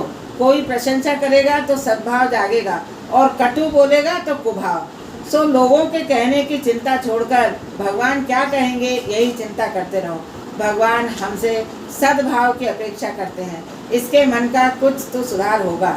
ईश्वर के साथ कोई न कोई संबंध जोड़ना ही पड़ेगा। गोस्वामी तुलसीदास जी कहते हैं, स्वयं को राम जी का सेवक मानते हैं। ब्रह्म तू हो जीव, तू ठाकुर हो चेरो, तात मात गुरु सखा तू सब विद हित मेरो। तो ही मोहि नाते अनेक मानिए जो भावे, जो त्यों तुलसी कपाल चरण शरण पावे। संसार का विषय आवेश उतरने पर भगवान के लिए भाव जागता है। जीव जिस भाव से कृष्ण का स्मरण करता है उसी भाव से वे आ मिलते हैं। ये यथा माम प्रपद्यन्ते तास्तथैव भजाम्य हम। जैसी भावना होगी वैसी ही सिद्धि होगी। अक्रूर जी मन में भांति भांति की कल्पना करते जा रहे हैं। हाँ, कन्हैया मुझे काका ही कहेगा, किंतु मैं तो कामी और विलासी हूँ, वह मुझे दर्शन नहीं दे तो जिसका जीवन भोग विलास में बीत रहा है उसे प्रभु शीघ्र दर्शन नहीं देते। मैं यौवन मत में चूर था, उस समय मैंने बहुत पाप किए थे। इस कारण से कन्हैया मुझे ना अपनाए तो मेरे पहुँचने का समाचार पाते ही वह कहीं छुप जाए तो अपनी युवावस्था के समय के पापाचार को याद करके अक्रूर जी धीरज खो रहे थे। फिर भी वे सोचते हैं श्री कृष्ण तो पतित पावन है, वे अवश्य मुझे अपनाएंगे। यदि मुझ जैसे पापी को नहीं अपनाएंगे तो फिर उन्हें पतित पावन कौन कहेगा। हे नाथ, मैं पतित हूँ और आप पतित पावन, मुझे अपना लीजिए। विचार करना ही है तो पवित्र विचार करो। बुरे विचार मन को विकृत कर देते हैं। मार्ग में शुभ शकुन हुए तो अक्रूर ने सोचा भगवान मुझे अवश्य अपनाएंगे। अक्रूर जी ने मार्ग में श्री कृष्ण के चरण चिन्ह देखे। कमल, ध्वजा और अंकुश युक्त चरण तो मेरे श्री कृष्ण के ही हैं। इसी मार्ग से कन्हैया गया होगा। वह नंगे पांव ही गायों को चराते हुए घूमता है। आदि नारायण का चिंतन हो रहा है। यदि वे नंगे पांव पैदल घूमते हैं तो मैं तो उनका सेवक हूँ। मैं रथ में कैसे बैठ सकता हूँ। मैं सेवा करने योग्य नहीं हूँ, अधम हूँ, पापी हूँ। मैं तो वैष्णव दास हूँ। मैं तो श्री कृष्ण की शरण में जा रहा हूँ। मुझे रथ पर सवार होने का क्या अधिकार है। ऐसा सोचकर वो पैदल चलने लगे। गोकुल पहुंचकर वहाँ की रज सारे शरीर पर अर्चित कर ली। ब्रज रज की बड़ी महिमा है। प्रभु के चरणों से पवित्र जो हुई है। अक्रूर जी परमात्मा के लिए पागल हो गए हैं। भगवान को पाने के लिए देह भान और देश काल को भी भूलकर पागल बनना जरूरी है। भगवान पैदल चलते हैं तो मुझे तो दंडवत करते करते जाना चाहिए, तभी मेरे पाप जलेंगे। और अक्रूर जी दंडवत प्रणाम करते हुए आगे बढ़ने लगे। अक्रूर जी बंधन भक्ति के आचार्य हैं। बद्रीनाथ जाते हुए मार्ग में हनुमान चट्टी नामक स्थान आता है। वहाँ पहुँचने पर यात्री का हृदय भर भर आता है। मैं परमात्मा से मिलने जा रहा हूँ। कल उनके दर्शन होंगे। मुझ पापी को वे अपनाएंगे क्या। मुझसे जाने अनजाने बहुत से पाप हुए हैं। मुझे दंडवत करते हुए जाना चाहिए, तभी मेरे पाप नष्ट होंगे। मैं साष्टांग प्रणाम करते करते आगे बढ़ूंगा। कई यात्री दंडवत प्रणाम करते हुए बढ़ते हैं और हनुमान चट्टी से बद्रीनाथ का मार्ग इसी तरह तय करते हैं। सुखदेव जी वर्णन कर रहे हैं, राजन, अक्रूर जी आदि नारायण के दर्शन के लिए दंडवत प्रणाम करते हुए आगे बढ़ रहे हैं। परमात्मा को प्रसन्न करने का एक श्रेष्ठ साधन है दंडवत वंदन। मथुरा से निकले हुए अक्रूर जी को गोकुल पहुँचते पहुँचते शाम हो गई, क्योंकि वे मार्ग में बड़े भक्ति भाव से दंडवत प्रणाम करते हुए आगे बढ़ रहे थे। भगवान ने अक्रूर जी के मनोरथ पूरे किए। भगवान के लिए किया गया शुभ संकल्प वे अवश्य पूर्ण करते हैं। रोज भावना करो कि मृत्यु के समय भगवान तुम्हें लेने आए। जब बुरे संकल्प सिद्ध होते हैं तो शुभ संकल्प सिद्ध क्यों न होंगे। दंडवत प्रणाम करते करते अक्रूर जी गौशाला में आए। उन्होंने सोचा था कि श्री कृष्ण के दर्शन वहीं होंगे, दर्शन हुए। वे तो कहना चाहते थे कि वे पापी हैं और श्री कृष्ण की शरण में आए हैं, किंतु उनका गला भर गया। वे एक शब्द भी बोल न सके और भावावेश में अचेत से होकर भगवान के चरणों में जा गिरे। श्री कृष्ण को प्रणाम किया। परमात्मा की आंखें तो सदा सर्वदा प्रेम भोगी होती है। उन्होंने देखा कि अक्रूर मेरी शरण में आया है। अक्रूर चाहते थे कि जब वे प्रणाम करें उसी समय ठाकुर जी की दृष्टि उन पर पड़े, जिससे उनका हृदय शुद्ध हो जाए और पाप करने की इच्छा न हो। उनकी यह भी इच्छा थी कि प्रभु उनके सिर पर हाथ पधराएं। प्रभु ने अक्रूर जी के मस्तक पर अपना वरद हस्त पधराते हुए उनको खड़ा किया। अक्रूर जी ने सोचा था कि जब कन्हैया उन्हें काका कहकर पुकारेगा तभी वे खड़े होंगे, किंतु मुझसे पापी को भला वह काका क्यों कहेगा। भगवान किसी को भी जल्दी नहीं अपनाते। जीव मंदिर में जाकर भगवान से कहता है वह उन्हीं का है, घर आकर पत्नी से कहता है वह उसी का है। जीव बड़ा मूर्ख है, वह यह नहीं जानता कि प्रेम गली अति साकरी तामे दो न समाए। भगवान ने अक्रूर जी का मनोभाव जान लिया। उन्होंने सोचा यदि काका कहने से अक्रूर जी को सुख मिलता है तो ऐसा कहने में कौन सी आपत्ति है। जीव जिस भाव से मुझे भजता है उसी भाव और संबंध से मैं भी उसको भजता हूँ। मैं जीव का पिता भी हूँ और पुत्र भी। ईश्वर को महान क्यों माना है? इसका कारण यह है कि वे दुराग्रही नहीं अनाग्रही हैं। जीव ही दुराग्रही है। जीव को कुछ सम्मान या संपत्ति मिलते ही वह दुराग्रही बन जाता है। ईश्वर के साथ चाहे जिस प्रकार का संबंध जोड़ लो, वे कभी विश्वासघात नहीं करेंगे। उनके साथ पिता और पुत्र, सखा और बंधु, सेवक या अन्य जो चाहो सो संबंध कायम कर लो। किसी भी प्रकार का संबंध कायम किए बिना जीवन सफल नहीं होता। अक्रूर जी चाहते थे कि श्री कृष्ण काका कहकर पुकारें। श्री कृष्ण ने उसके मस्तक पर हाथ पधराते हुए कहा, काका जी अब उठिए भी। उनको उठाकर आलिंगन किया। जीव जब शरण में आता है तो भगवान उसको अपनी बाहों में भर लेते हैं। आज जीव भगवान की शरण में आया है। भगवान ने अक्रूर जी की सभी मनोकामनाएं पूर्ण की। शुभ संकल्प को हमेशा प्रभु साकार करते हैं। लकड़हारे ने सत्यनारायण की कथा करने का संकल्प लिया तो प्रभु ने उसकी भी सहायता की थी। शुभ विचार हमेशा साकार होते हैं। अक्रूर जी की इच्छाएं पूर्ण हुई। जिस भाव को अक्रूर जी की भांति आदर मिले वही धन्य है। जगत के मान पत्र तो बेकार है। जगत के मान अपमान से अप्रसन्न होना निरर्थक है। मृत्यु के समय जगत के मानापमान कुछ काम नहीं आएंगे। भगवान जिसका आदर करते हैं उसी का मान चिर स्थायी रहता है। गौशाला से जब नंद जी के घर पर पधारे, नंद जी ने अक्रूर जी का स्वागत किया। भोजनादि से निवृत्त होने पर नंद जी ने अक्रूर जी से आगमन का कारण पूछा। अक्रूर जी, नंद जी, मैं तो आप सबको राजा कंस की ओर से आमंत्रित करने आया हूँ। मथुरा में धनुष यज्ञ किया जा रहा है। आप सबको दर्शनार्थ बुलाया है। आप चाहे गाड़ी से आवें, किंतु बलराम और श्री कृष्ण के लिए तो सुवर्ण रथ भेजा गया है। नंद जी बहुत भोले थे। आमंत्रण पाकर वे प्रसन्न हो गए। मैं कंस को कर देता हूँ, सो मेरे बेटों के लिए सुवर्ण का रथ भेजा होगा। मैं पुत्रों को भी मथुरा दिखाऊं। गांव के बालकों ने यह बात जानी तो वे भी साथ चलने को तैयार हो गए। हम नहीं होंगे तो कन्हैया की देखभाल कौन करेगा? वे मानते थे कि बेचारे कन्हैया को वे ही संभाल सकते हैं।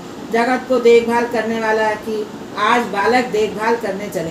नंद बाबा ने सभी बच्चों को साथ चलने की अनुमति दे दी। सारी बात जब यशोदा तक पहुंची तो उनका दिल ही बैठ गया। यह अक्रूर नहीं, क्रूर ही है। मेरे लाला को मत जाने दो।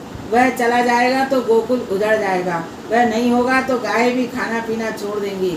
यदि ले जाना ही है तो बलराम को ले जाओ, कन्हैया को नहीं। सुना है कि मथुरा की नारियां जादूगरनी होती हैं। कुछ ऐसा टोना कर देंगी कि मेरा कन्हैया वापस नहीं आ सकेगा। यशोदा नंद जी से भी विनती करने लगी, यदि तुम्हें मथुरा जाना हो तो जाओ, किंतु लाला को न ले जाओ। वहाँ उसकी देखभाल कौन करेगा? यह बड़ा शर्मिला है। भूखा होने पर भी कुछ मांगता नहीं। उसे मनाकर कौन खिलाएगा? 2-3 दिन पहले ही मैंने बुरा सपना देखा था। मेरा लाला मुझे छोड़कर हमेशा के लिए मथुरा जा रहा है। यह अक्रूर मुझे काल जैसा लगता है। मैं लाला को अपनी दृष्टि से दूर नहीं होने दूंगी। नंद बाबा यशोदा को ढाढ़स बनाते हुए समझाने लगे, कन्हैया 11 वर्ष का तो हुआ, अब कितने दिनों तक तुम उसे घर में रखोगी? उसे बाहर का जगत भी देखना चाहिए। मैं उसे गोकुल के राजा बनने योग्य बनाना चाहता हूँ। हम 2-4 दिन मथुरा घूम फिर कर वापस आ जाएंगे, तो चिंता न कर। यशोदा का दिल फिर भी नहीं मानता। लाला को अपनी आंखों से भी कैसे दूर करूं? इस वृद्धावस्था में कन्हैया के लिए ही तो जी रही हूँ, यही तो मेरा आधार है। रात आई, सब सो गए, किंतु यशोदा की आंखों में नींद आज दूर दूर चली गई थी। न जाने कल क्या होगा, कन्हैया चला जाएगा तो मैं अकेली कैसे जी पाऊंगी। वह बाहर आंगन में आकर सिसकियां भरने लगी। कन्हैया की आंखें अचानक खुल गई तो माता शैया पर नहीं थी। वह उसे इधर उधर ढूंढने लगा। उसने माता को बाहर आंगन में रोते हुए पाया। वह माता के पास बैठ गया और माता के गले में बाहें डालकर उसके आंसू पहुँचते हुए रोने का कारण पूछने लगा। तू क्यों रोती है? तू रोती है तो मुझे बड़ा दुख होता है। कन्हैया की बात सुनकर माता को कुछ तसल्ली हुई। वह कहने लगी, वैसे तो कोई खास बात नहीं, तू कल जा रहा है सो मेरी आंखें छलक रही हैं। मुझे छोड़कर तू कहीं भी न जा, तेरे ही सहारे तो मैं जी रही हूँ। कन्हैया माता को आश्वासन देने लगा। क्यों चिंता करती है तू? मैं जरूर वापस आऊँगा। यद्यपि लाला ने यह नहीं बताया कि ये वापस कब लौटेगा। माता ने भी नहीं पूछा। वह तो लाला के वापस आने की बात सुनकर प्रसन्न हो गई। मेरे बेटे की हर बात सच होती है, वह अवश्य लौटेगा। वापस आने की बात सुनकर वह आनंद में मग्न हो गई और यह पूछना भी भूल गई कि लौटेगा तो कब लौटेगा। यशोदा ने लाला से कहा, चल अब हम सो जाएं। दोनों एक ही शैया पर सो गए। आज श्री कृष्ण ने यशोदा के हृदय में प्रवेश किया। अब कन्हैया बाहर नहीं भीतर ही दिखाई देगा। वसुदेव देव की कारागृह में 11 वर्ष से तपस्या कर रहे हैं। अब यदि कृष्ण वहां न जाएंगे तो उन दोनों के प्राण चले जाएंगे। प्रातः काल हुआ और मंगल स्नान समाप्त हुआ तो माता कन्हैया का श्रृंगार सजाने लगी। तेरा मनोरम रूप अब मैं कब देख पाऊंगी। कन्हैया ने वापस आने का वचन दिया। यशोदा जी का मन आज अधीर हो उठा है। उसने स्वयं भोजन पकाया और कन्हैया को खिलाया। अक्रूर जी रथ लेकर आंगन में आ गए। जब गोपियां को समाचार मिला तो वे दौड़ती हुई आ पहुंची। उनमें राधिका जी भी थी। उनके मुख पर दिव्य तेज था और श्रृंगार सादगीपूर्ण था। आज तक कभी वियोग हुआ ही नहीं था। आज वियोग का प्रसंग उपस्थित हुआ तो राधिका जी अचेत सी हो गईं। वे अचेतावस्था में कहने लगी, हे प्यारे, हे कृष्ण, मेरा त्याग न करो, हमें छोड़कर मत जाओ। गोपियां अक्रूर जी से भिड़ गईं। हमारे कन्हैया को क्यों ले जा रहे हो? श्याम सुंदर के दर्शन बिना हम जिएंगे कैसे? कन्हैया को मत ले जाओ। तुम्हारा नाम अक्रूर किसने रखा है? तुम तो क्रूर हो, हमें रुलाने के लिए आए हो। तुम्हारे घर का हर कोई भी काम करने को हम तैयार हैं, किंतु कृष्ण विरह में हमें मत मारो। कृष्ण विरह से बड़ा और कौन दुख होगा। अक्रूर कन्हैया के बिना गोकुल शमशान सा हो जाएगा। चाहे बलराम हो तुम ले जाओ, किंतु कन्हैया को हमसे मत छीनो।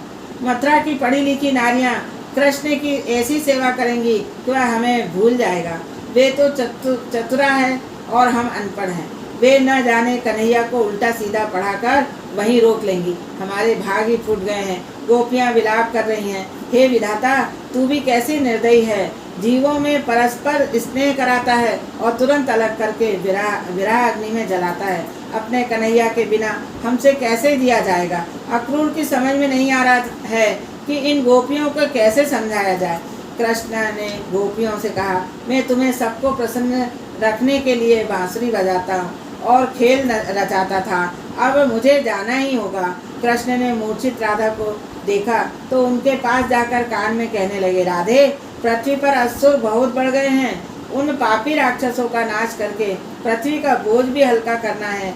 आज तक तेरे साथ प्रेम से नाचता खेलता था, अब जगत को नचाने जा रहा हूँ। मैं तुम सबके साथ ही नाच सकता हूँ, औरों के साथ नहीं। सखियों, मैं जा तो रहा हूँ, किंतु मेरे प्राण तो यहाँ तुम्हारे पास ही रहेंगे। मैं अपने प्राण तुम्हारे हृदय में रख कर जा रहा हूँ। मेरे प्राणों की रक्षा के लिए तुम अपने प्राण की रक्षा करना। राधे, मैं आज तक तो तेरे समीप ही था, अब कुछ दूर जा रहा हूँ, किंतु हम तो अभिन्न हैं। लीला के हेतु ही हमने पृथक पृथक शरीर धारण किए हैं। मुझे अपने प्राणों से भी यह बांसुरी अधिक प्यारी है।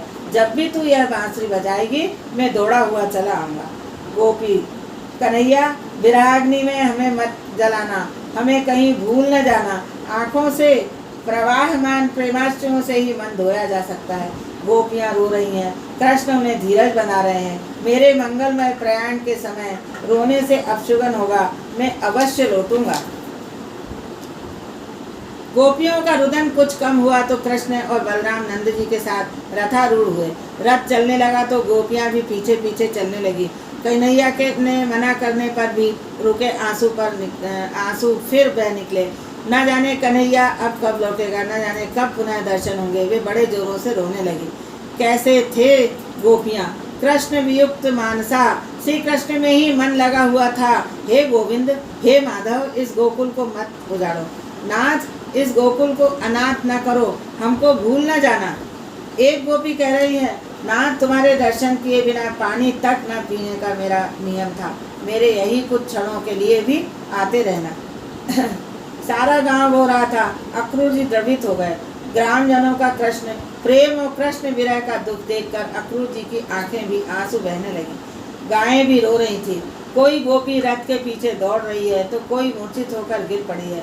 श्री कृष्ण ने अक्रूर जी से कहा, ये प्रेम से छलकते हुए हृदय वाले ग्रामजन मुझे आगे बढ़ने ही नहीं देंगे, सो रथ जरा वेग से चलाओ। अधीरता से यशोदा रथ के पीछे दौड़ने लगी। प्रभु ने दौड़ती हुई माता को देखा तो रथ रुकवाया। माता ने पुत्र की नजर उतारी, आरती की और बेटा, तेरे जाने से मुझे बड़ा दुख हो रहा है। मैं तो चाहती थी कि मेरी आंखों से तू कभी दूर न हो पाए, किंतु मैंने केवल अपने लिए ही तुझसे प्यार नहीं किया है। मैं प्रार्थना करती हूँ, जहाँ भी रहो सुखी रहो। कान्हा, मैं आज एक रहस्य खोल रही हूँ। तू मुझे माँ कहता है, मैं तुझे बेटा कहती हूँ, किंतु तू मेरा पुत्र नहीं है। तू तो देवकी का पुत्र है। मैं तो तेरी धाय माता हूँ, तेरा लालन पालन करने वाली दासी हूँ। कृष्ण, अरे माँ, क्या कह रही है तू? लोग चाहे सो कहें, मैं तो सारे जगत से यही कहूँगा, मैं यशोदा का ही बेटा हूँ। यशोदा बोली, बेटा, मथुरा में तू यह भूल जाना कि मैंने कभी तुझे उखल से बांधा था। कन्हैया, मैं सब कुछ भूल सकता हूँ माँ, किंतु तेरे बंधन को कैसे भूल जाऊँ? मात्र तुझसे ही मैं बंध पाया हूँ। यशोदा, तू कहीं भूले मुझे भूल तो नहीं जाएगा? मुझे मिलने के लिए आवेगा ना? कन्हैया, अवश्य आऊँगा। तू अपने शरीर की और हमारी गायों की पूरी देखभाल करना। माता, तू जहाँ भी रहे सुखी रहे, यही मेरा आशीर्वाद है। रथ आगे बढ़ने लगा। गोपियाँ पीछे दौड़ने लगी। उन्होंने कन्हैया की आरती उतारी चाहिए तो रथ फिर से रुक गया। श्री कृष्ण गोपियों से कहने लगे, दुष्टों का वध, दैत्यों का संहार तो मेरे जन्म का गौण प्रयोजन है। मेरे अवतार का मुख्य प्रयोजन तो है गोकुल में प्रेम की वर्षा करना। मेरा एक स्वरूप यहाँ तुम्हारे पास रहेगा और दूसरा स्वरूप मथुरा में। पहले मात्र यशोदा के घर ही एक कन्हैया था, अब हर गोपी के घर में एक एक कृष्ण है। कृष्ण ने सभी गोपियों के हृदय में प्रवेश किया है। महाप्रभु जी कहते हैं, यह अंतरंग का संयोग है और बहिरंग का वियोग।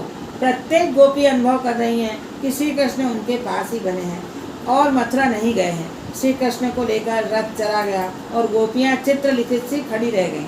कन्हैया ने गोकुल का त्याग नहीं किया है, वह तो हर एक गोपी के हृदय में बसा हुआ है। भगवान ने वचन दिया था, वियोग के बिना तन्मयता आ नहीं सकती, बिना वियोग के ध्यान में एकाग्रता नहीं आ पाती और साक्षात्कार नहीं होता। ब्रजवासियों को विरह के माध्यम से तन्मय बनाने के हेतु ही भगवान मथुरा गए। वियोग से विरह से प्रेम पुष्ट होता है, इसीलिए श्री कृष्ण ने गोपियों को वियोग रूपी विशिष्ट योग का दान किया था। गोपियों की दशा भी देखिए, श्याम बिनु ब्रज सूनो लागे, सूनी कुंज तीर जमुना को सब सूनो लागे, श्याम बिन चैन नहीं आवे। रथ बढ़ता हुआ यमुना किनारे आया। अक्रूर जी स्नान हेतु जल में उतरे तो जल में श्री कृष्ण और बलराम के दर्शन हुए। बाहर आकर देखा तो दोनों को रथ में बैठे हुए पाया। पुनः ऐसा अनुभव हुआ, अक्रूर को भगवान नारायण के दर्शन हुए। कुछ वैष्णवों का मानना है कि मथुरा की ओर जाते समय श्री कृष्ण ने यमुना जी में स्नान किया था और नारायण का रूप लेकर प्रकट हुए थे, अर्थात श्री कृष्ण स्वयं वृंदावन वापस आए और उनका नारायण स्वरूप लीला करने के लिए मथुरा गया। वैसे तो श्री कृष्ण और नारायण एक ही हैं। अक्रूर जी ने यमुना में स्नान करके परमात्मा की स्तुति की। रथ मथुरा की सीमा पर आया तो श्री कृष्ण ने अक्रूर जी से कहा, काका जी आप आगे बढ़िए, हम यहीं उद्यान में विश्राम करेंगे। जिस नगरी में कंस हो वहाँ श्री कृष्ण कैसे रह सकते हैं? यदि वे अंदर जाएं तो कंस का नाश हो जाए। प्रकाश और अंधकार एक साथ कैसे रह सकते हैं? विषयानंद और ब्रह्मानंद एक साथ रह नहीं सकते। मथुरा मानव काया में श्री कृष्ण ब्रह्म और कंस रूपी काम एक साथ कैसे रह सकते हैं? जहाँ काम वहाँ राम नहीं, जहाँ राम नहीं काम, तुलसी दोनों ना रहे, रवि रजनी एक ठाम। यशोदा जी ने दही, दूध तथा अन्य खाद्य सामग्री साथ में दी थी। तब भोजन करने बैठे तो ब्रजवासी गोपियां, गायें और यशोदा आदि याद आ गए। हाथ रुक गया। नंद जी ने यह देखा तो कारण पूछा। कन्हैया ने कहा, मेरी सखियां और माता जी मेरे वियोग में भूखे होंगे, मैं खाऊं भी तो कैसे खाऊं?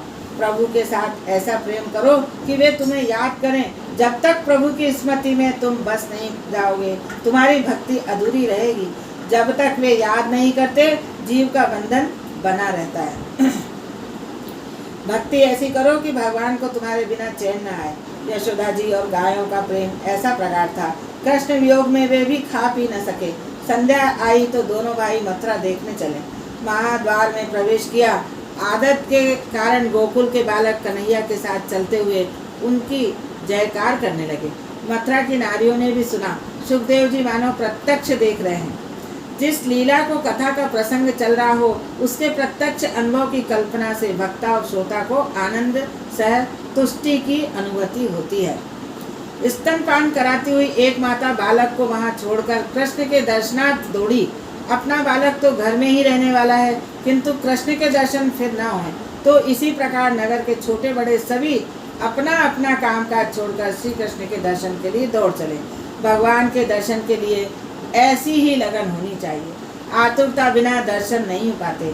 दर्शन के में लीन हो जाने पर बड़ा आनंद आता है। ऐसी व्याकुलता, आतुरता, लगन होगी तो ईश्वर दर्शन देने की कृपा करेंगे। मथुरा की स्त्रियां श्री कृष्ण के दर्शन करती हुई आपस में बातें करने लगी। रास्ते में राजा कंस का धोबी मिला, जो राजा के कपड़े लेकर जा रहा था। यह वह धोबी था जिसने रामावतार में जानकी माता की निंदा की थी। निंदा और नरक एक से ही है, कभी किसी की निंदा न करो। श्री कृष्ण ने उस धोबी से कहा, कुछ वस्त्र मांगे। वह मूर्ख धोबी अकड़ से कहने लगा, यह तेरा गंवार गांव नहीं, नगर है, नगर। ये वस्त्र तो राजा के हैं। तूने तो क्या, तेरे बाप दादों ने भी कभी ऐसे कीमती वस्त्र देखे? ज़्यादा गड़बड़ करेगा तो राजा के सिपाहियों के हवाले कर दूंगा। बचना है तो भाग जाओ। धोबी की धृष्टता बलराम से सही न गई। कन्हैया, लगता है इस धोबी पर मृत्यु मंडरा रही है, लगा दे एक झापड़।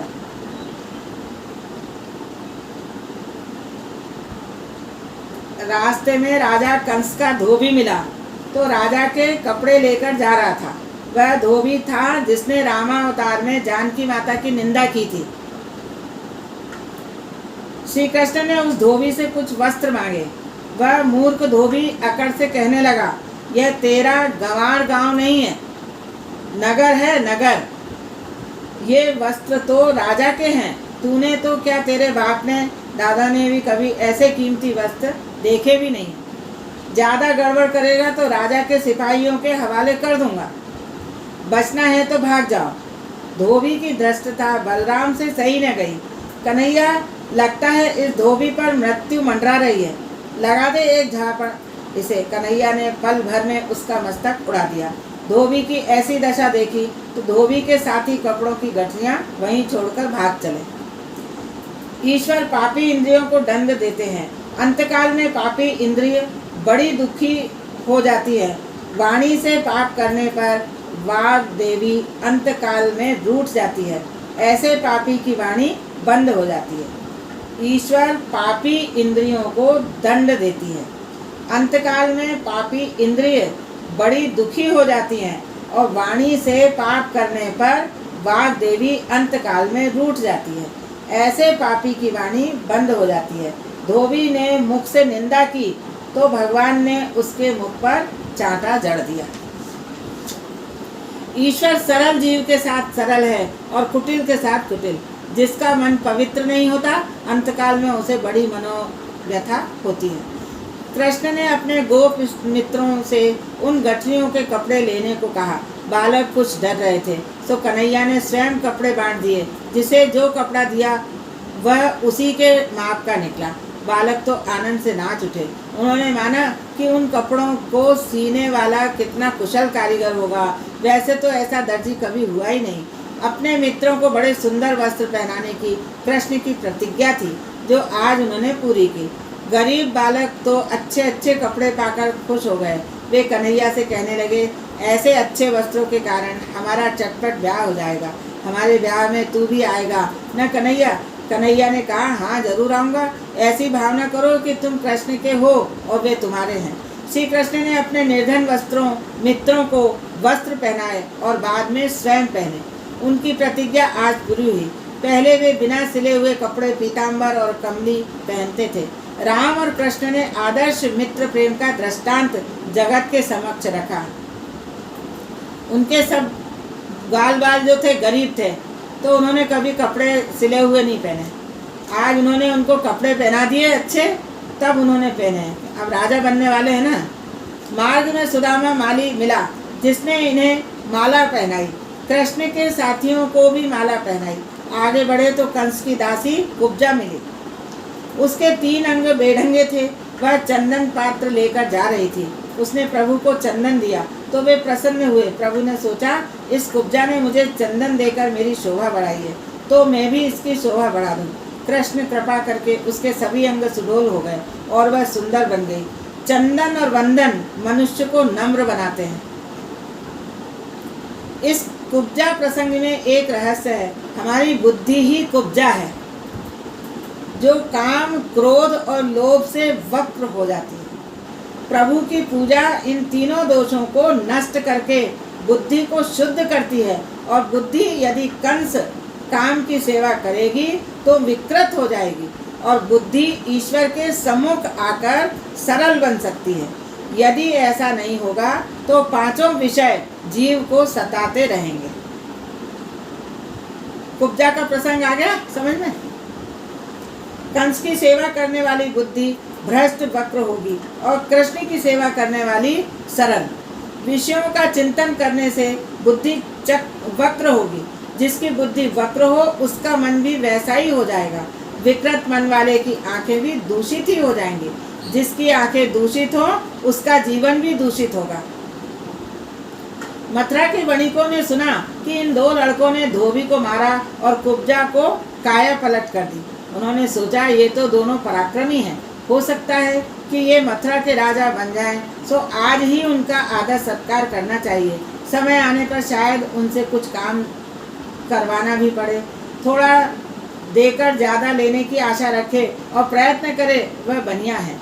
और काम लेकर अधिक दे, वह संत है। संत और ब्राह्मण थोड़ी सी दक्षिणा मिलने पर भी आशीर्वाद देते हैं। और आयुष्मान भव लक्ष्मीवान भव। उन बनियों ने आज सेवा करके कल लाभ पाने की बात सोच ली। उन्होंने कृष्ण को 5 सुपारी देते हुए कहा, ये सब आपका ही है, दुकान आपकी है। बनिया बोलने में बड़ा मीठा होता है। वह अपने को बुद्धिमान मानता है। धन कमाने में ही बुद्धि का उपयोग करने वाला बुद्धिमान कैसे कहा जाएगा? जो व्यक्ति प्रभु की प्राप्ति के लिए अपनी बुद्धि का उपयोग करे वही बुद्धिमान है। बनियों ने भगवान को और कुछ भी नहीं दिया। भागवत में लिखा है, ब्रजन मार्गे वाणी पथे तांबुल। उन्होंने केवल पान और फूलमाला ही प्रभु को दी। कृष्ण तो भगवान थे, ऐसे स्वागत से भी प्रसन्न हुए। मेरा ऐसा स्वागत भी तो उन्होंने किया ही है। उन्होंने बनियों से वर मांगने को कहा। बनिए प्रभु, हम चाहते हैं कि लक्ष्मी जी हमेशा हमारे घर में ही वास करें, किसी और के घर ना जाएं। श्री कृष्ण, क्या तुम लोगों को ज्ञान, भक्ति और सदाचार, वैराग्य की कोई आवश्यकता नहीं है? श्री कृष्ण बोले, बनिए अजी, उन चीज़ों से हमें क्या लेना देना, हमें तो बस धन चाहिए। भगवान मथुरा पधारे तो बनियों ने 5 सुपारी से स्वागत किया। भगवान मथुरा पधारे तो बनियों ने 5 सुपारी से स्वागत किया, किंतु ब्राह्मण अकड़ में स्वागत करने नहीं आए। तो लक्ष्मी जी ने सोचा कि कैसे भी होवे, बनियों ने मेरे पति की सेवा तो की है, ब्राह्मणों ने तो कुछ भी नहीं किया। अतः लक्ष्मी जी बनियों के घर चली गई। लोग मानते हैं कि संपत्ति आई तो सारे सुख आ गए, किंतु ऐसा सोचना ठीक नहीं। संस्कारी बनने का प्रयत्न करो। भगवान अभी बनियों की दुकान पर ही थे कि इतने में कुछ खरीदार आ गए। बनिए उनसे मोल तोल में लग गए। भगवान ने उनसे धनुष यज्ञ का मार्ग पूछा तो कहने लगे, अजी हम इस ग्राहकों से कारोबार करें या तुमसे ही बातें करते रहें? जाओ आगे किसी से रास्ता पूछ लेना। कितने स्वार्थी हैं ये बनिए, लक्ष्मी मिली नहीं कि लक्ष्मीपति को भूल गए। भागवत मृत्यु सुधारती है। ऐसा न मानो कि तक्षक नाग केवल परीक्षित को ही काटेगा आया था। तक्षक नाग काल सभी को किसी न किसी ने डसेगा। तक्षक नाग काल नोटिस देकर आता है। सिर के केश सफ़ेद होने लगे, दांत गिरने लगे तो मान लो कि तक्षक का नोटिस आ पहुंचा है। काल की सूचना ध्यान में लेनी चाहिए और सब कुछ छोड़कर भगवान की भक्ति में लग जाना चाहिए। यज्ञारंभ के 4 दिन समाप्त होकर आज 5वां दिन है। यदि आज का दिन निर्विघ्न समाप्त हो जाए तो कंस का कोई भी कुछ बिगाड़ नहीं सकेगा।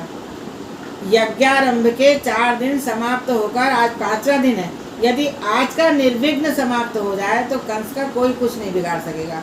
इधर धनुष यज्ञ का स्थान ढूंढते पूछते कृष्ण बलराम आ पहुँचे। कृष्ण ने धनुष उठाकर उसके टुकड़े टुकड़े कर दिए। कंस के सेवकों की भी उन्होंने भली भांति मरम्मत कर दी। कुछ सेवकों ने भागकर राजा को यज्ञ विध्वंस का समाचार दिया। वे राजा से कहने लगे, आपका यज्ञ अधूरा रह गया। उन प्रतापी बालकों को राज्य दे देवें और ईश्वर का भजन करें। आपने कृष्ण के माता पिता को बंदी बनाकर पाप किया है। कंस आग बबूला हो गया। अरे मूर्खों, तुम्हें भान है कि तुम क्या बक रहे हो? राजा मैं हूँ, अपना राज्य मैं किसी को नहीं दूंगा, समझे? सूर्यास्त हुआ तो दोनों भाई अपने मित्रों के साथ नंद बाबा के पास लौट आए। नंद जी ने बालकों से सुबह में ही कहा था, देखो यह हमारा गोकुल नहीं मथुरा है। शांति से सयाने होकर घूमना फिरना, कहीं ऊधम न मचाना। अब वे वापस आए तो नंद जी ने पूछा, क्या नगर देखा है? कहीं कुछ ऊधम तो नहीं किया? कृष्ण जी, नहीं, हमने तो कुछ भी नहीं किया। लोग मेरा परिचय पूछते थे तो बता देता था कि मैं नंद यशोदा का पुत्र हूँ। बाबा, मेरा परिचय पाते ही लोगों ने हमें ये अच्छे अच्छे कपड़े दिए और फूल माला पहनाई। बेचारे भोले बाबा, उन्होंने पुत्रों की बात सच मान ली। मैं इस नगरी के यादवों के साथ शुभ अशुभ प्रसंगों पर योग्य व्यवहार करता आया हूँ। वे मेरे मित्र ही हैं, सो वे मेरे बच्चों को कुछ दें, यह अस्वाभाविक नहीं है। नंद बाबा सही समझ रहे हैं, सही हुआ। कन्हैया ने बार बार कहा, बाबा मैं तुम्हारा पुत्र हूँ, इसलिए ये सब कुछ हमें मिला। श्री कृष्ण ने नंद जी की पुत्र भावना बनाए रखी। रात्रि के समय भोजन करने बैठे। ब्रजवासी अपने साथ खाने पीने की बहुत सी सामग्री लाए थे। कृष्ण को यशोदा और अपनी गंगी गाय याद आ रही है। मेरे बिना मेरी माता और गंगी की क्या दशा हुई होगी। कृष्ण का मन भोजन में नहीं लगता। दूसरे दिन प्रातःकाल राजसभा का आरंभ हुआ। कंस की मृत्यु निकट आ रही थी। उसने अपने मल्ल चानूर मुष्टिक की कृष्ण बलराम को मार डालने की आज्ञा दी। किसी भी तरह उनसे कुश्ती करना और उनका वध कर देना। नंद बाबा भी कृष्ण बलराम और अन्य गोप बालकों के साथ राजसभा में पधारे। कुवल या भीड़ हाथी के उद्धार से ही कृष्ण ने राजसभा में प्रवेश किया।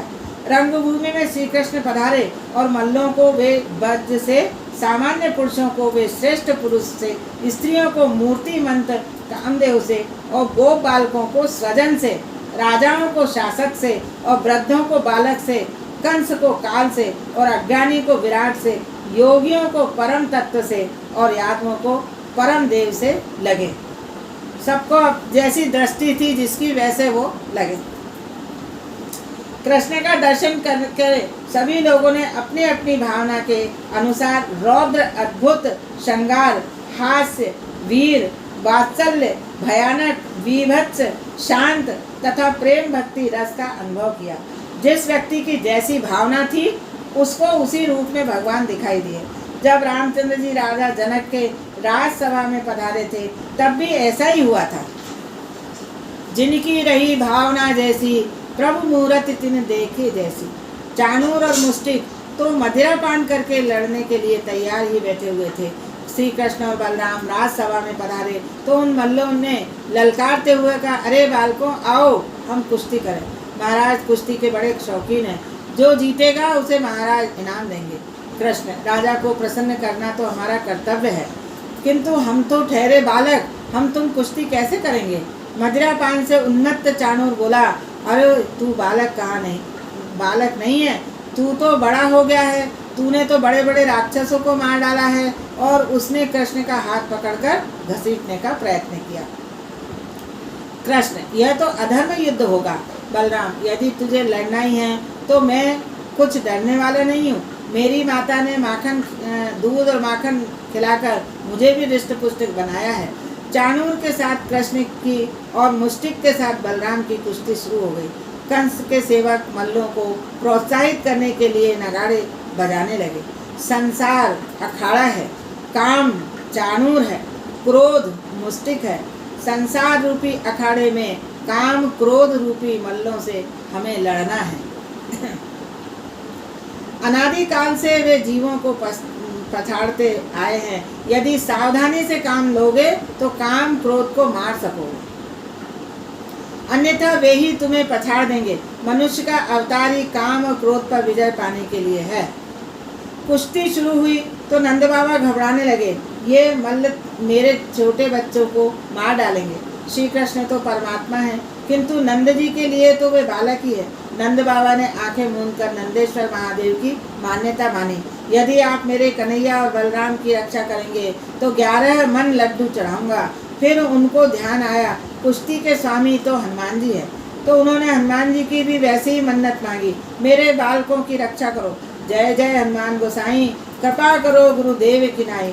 कन्हैया ने देखा कि पिताजी भयभीत होकर देवों की मान्यता माना रहे हैं, तो उन्होंने शीघ्रता से काम पूरा करना चाहा।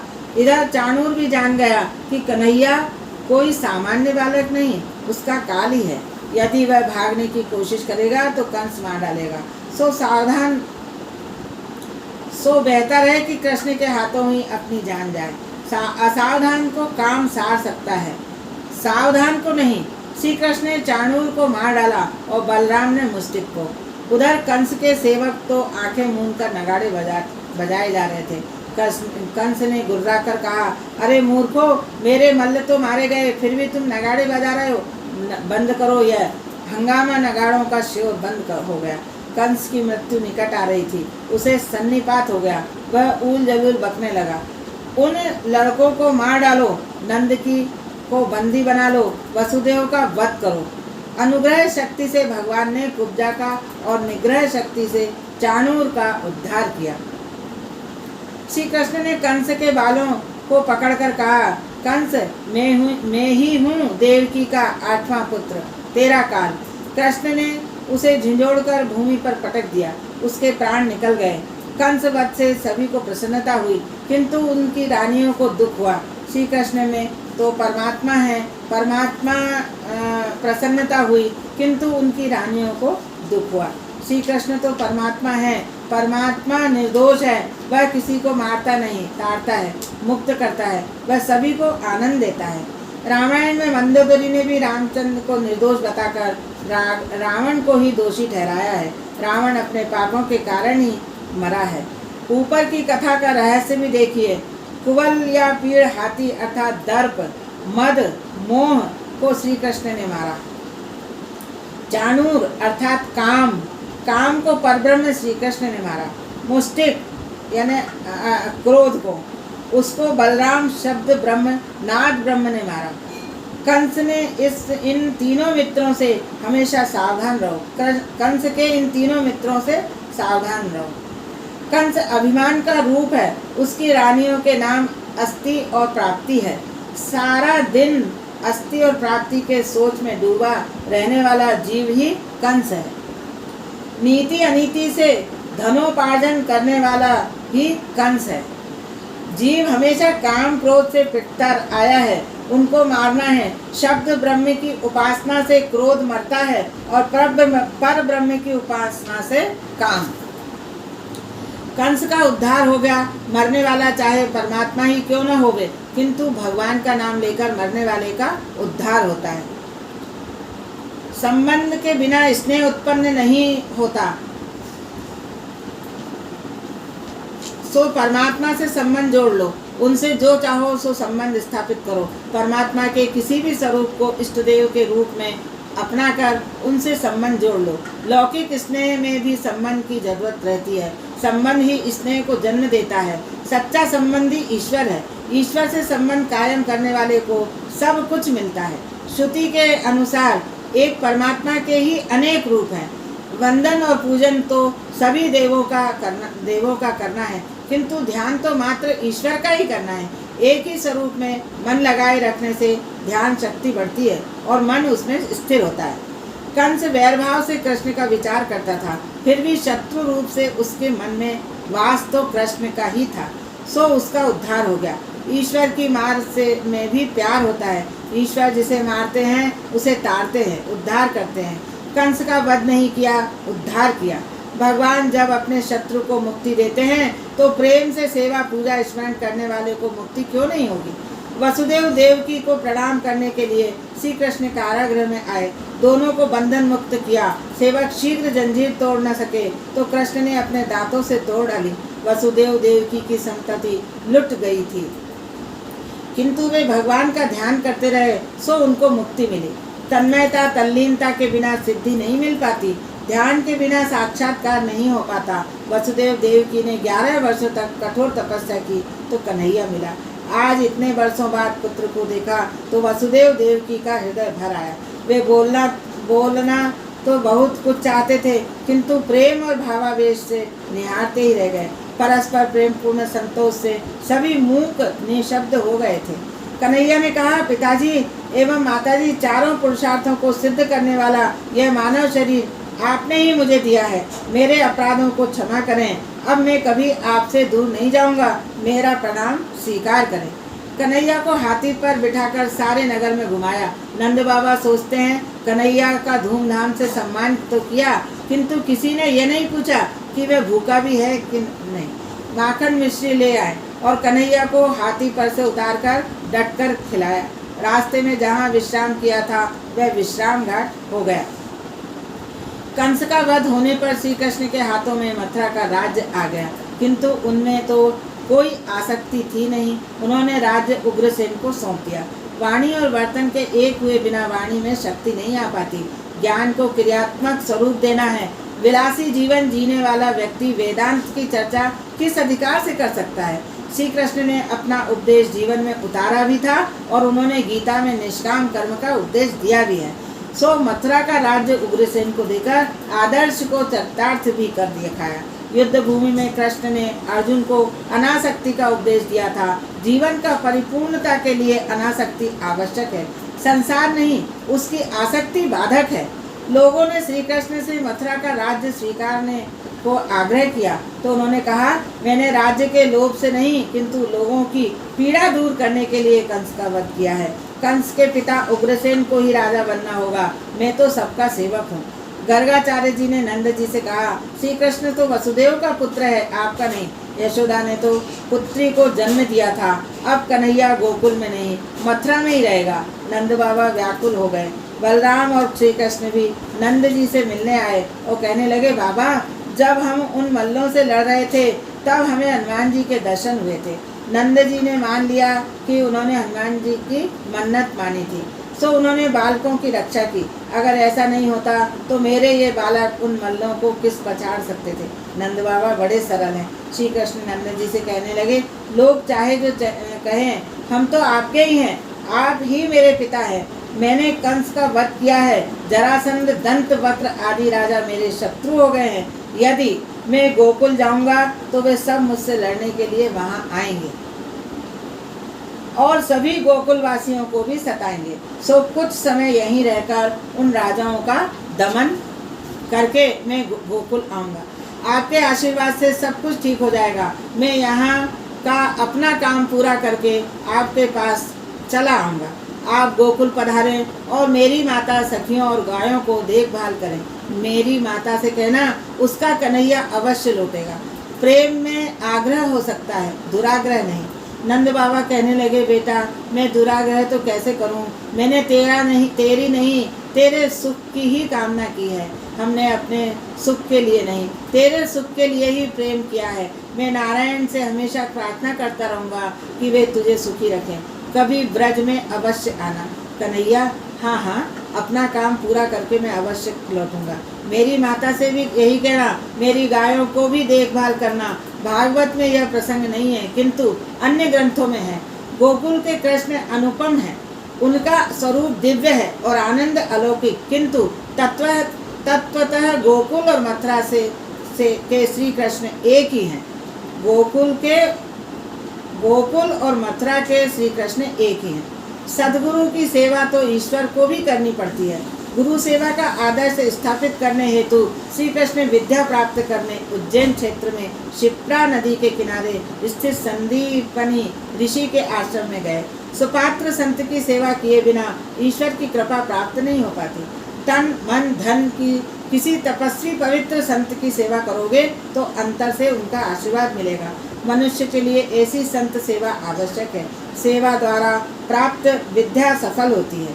पुस्तकें पढ़कर प्राप्त किया गया ज्ञान धन और प्रतिष्ठा तो दिला सकता है, मन की शांति नहीं।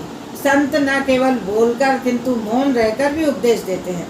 संत का प्रत्येक व्यवहार ज्ञान और भक्ति से भरा हुआ होता है।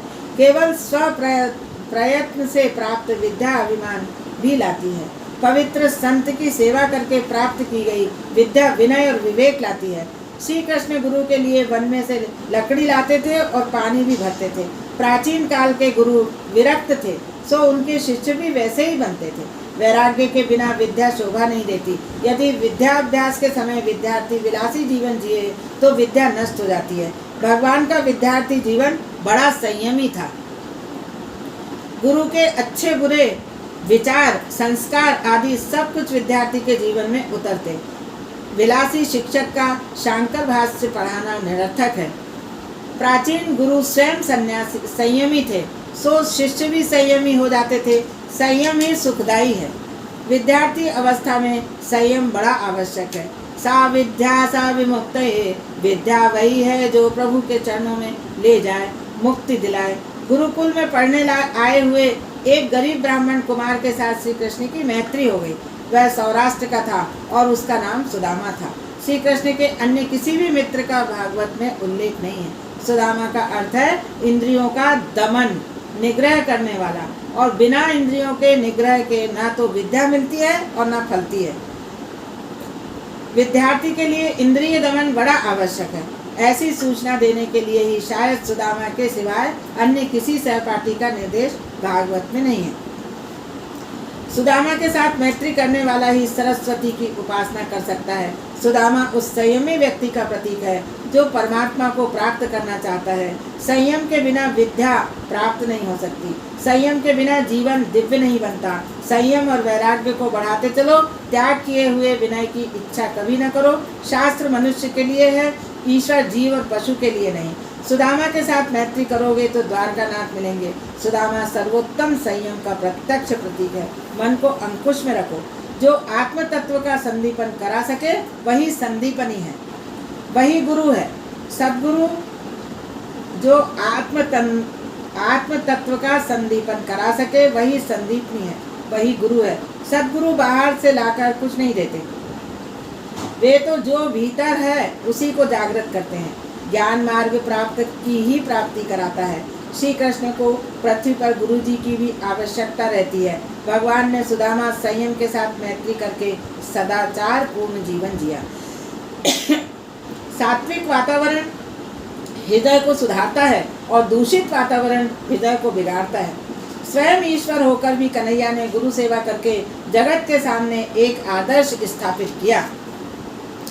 पिता पुत्र के वंश को बिंदु वंश और गुरु शिष्य के वंश को नाद वंश कहते हैं। बिंदु वंश की अपेक्षा नाद वंश श्रेष्ठ है। विद्याभ्यास की समाप्ति हुई तो कन्हैया ने गुरु दक्षिणा देने की इच्छा प्रकट की। संदीपनी ने कहा, क्षिप्रा नदी के तट पर मेरे इस आश्रम में फल और जल की कमी नहीं है। दूसरी किसी वस्तु की मुझे आवश्यकता नहीं है। कन्हैया, गुरुजी यह तो ठीक है, किंतु गुरु दक्षिणा दिए बिना मेरी विद्या फलवती नहीं होगी। संदीपनी यदि कोई सुपात्र विद्यार्थी मिल जाए तो कुछ भी पाने की आशा न करके विद्या दान करके विद्या वंश बढ़ाते रहना, ज्ञान दान में कृपणता न करना, शिष्य परंपरा बढ़ाते हुए विद्या दान करते रहना, मेरी यही इच्छा है। कृष्ण ने गुरु को दिए वचन का पूर्णतः पालन किया। उन्होंने अर्जुन को युद्ध क्षेत्र में गीता का दिव्य ज्ञान तो दिया, किंतु उससे लिया कुछ भी नहीं। उन्होंने न केवल अर्जुन को ज्ञान दिया अपितु उसकी और उसके अश्वों की सेवा भी की।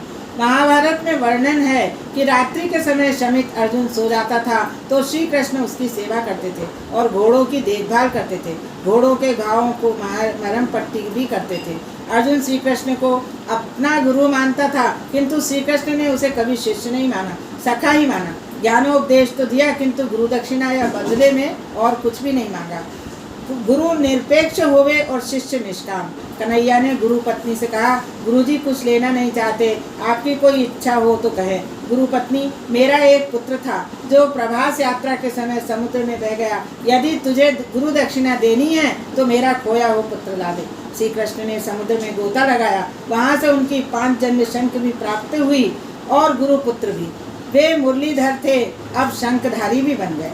पुत्र के मिलने से गुरु दंपति प्रसन्न हो गए। उन्होंने आशीर्वाद दिया, बेटा तेरे मुख से सरस्वती का और चरणों में लक्ष्मी का वास होगा और तेरी कीर्ति विश्वव्यासी होगी। मेरी विद्या के वंश को बढ़ाते रहना।